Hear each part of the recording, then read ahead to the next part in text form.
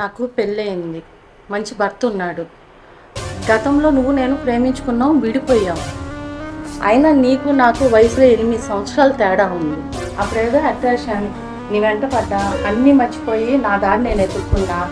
ఇప్పుడు సంతోషంగా ఉన్నా. ఇన్ని సంవత్సరాల తర్వాత మళ్ళీ లవ్వు లవ్వు అని వచ్చావు. కుదరదు, వెళ్ళిపో. నువ్వు ఎన్నైనా చెప్పు, నేను 5 సంవత్సరాలుగా మర్చిపోలేకపోతున్నాను. నీ కోసం ఏమైనా చేస్తాను. నా భార్య పిల్లల్ని కూడా వదిలేస్తాను. ప్లీజ్ కాదనకు. నీకు పిచ్చి పట్టింది. నా కోసం నీ భార్య పిల్లలకి అన్యాయం చేస్తావా? చికాకు 2 రోజుల ముందు నా భర్త చూశాడంటే నిన్ను చంపేస్తాడు. నీలాగా నేను నా భర్తకు అన్యాయం చేయలేను. ముందు నేను నీ భర్తని, వాడు సెకండ్ హ్యాండ్.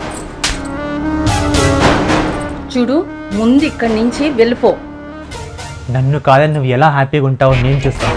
మనం కలిసి తిరిగింది, పార్కింది అన్నీ వాడికి చెప్తాను. చూడు, అన్నీ అంటే అర్థమవుతుందిగా. ఒకసారి ఆలోచించుకో. ఏమవుతుంది? ఇద్దరిని మెయింటైన్ చేయి. నీకు హ్యాపీ, నాకు హ్యాపీ. అరిగిపోయేదా కరిగిపోయేదా నీ మనసు? నీ మైండ్ తొప్పింది. నువ్వు మనిషివే కాదు, నాకు తెలుసు. ఇలాంటి రోజు ఒకటి వస్తుందని. అందుకే నా భర్తకు అన్నీ చెప్పి పెళ్లి చేసుకున్నా. నువ్వెంత బ్లాక్మెయిల్ చేసినా నేను భయపడేదే లేదు.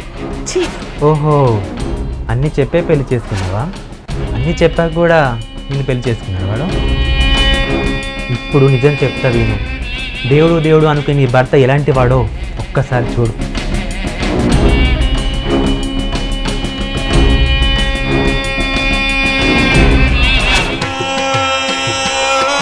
చూడు ఒకసారి.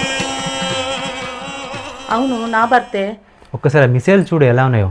నా భార్యకు మెసేజ్ చేసి టార్చర్ చేస్తున్నాడు.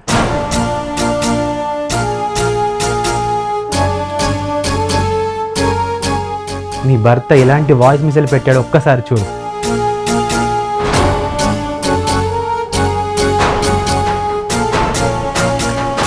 నేను నిన్ను షాపింగ్ మాల్లో చూశాను. చాలా హాట్గా కనిపించావు. కాఫీ తాగడానికి వస్తావా?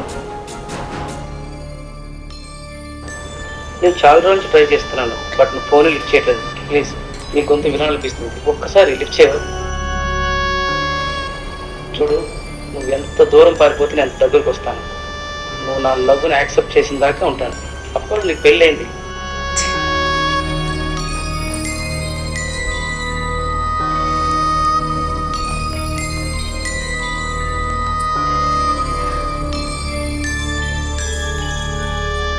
మీ ఏదకు ప్లీజ్.